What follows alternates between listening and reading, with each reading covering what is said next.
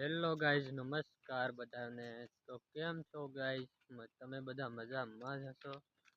તો ગાઈઝ અત્યારે અમે આ બાજુ ફરવા આવેલા।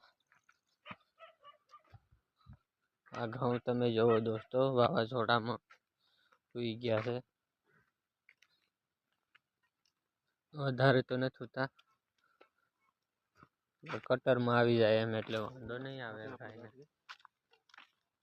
આપણે આ વિરેશભાઈ દાંતણ કરે દોસ્તો। અમે તો લીમડાનું દાંતણ કરી, બ્રશ નહીં કરી। કોક દિવસ બ્રશ કરી નાખી, બાકી લીમડાનું દાંતણ કરી।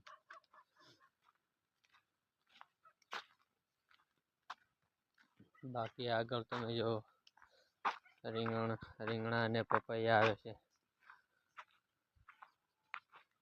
આની પાનખર તો હવે આવી લાગે।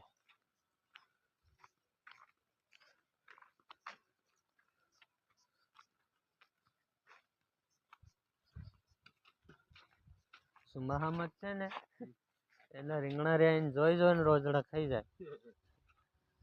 હમણાં એમના એમ ઉભા ત્યારે હાફ શું થતું હે, ખાઈ જાતા હે નહીં।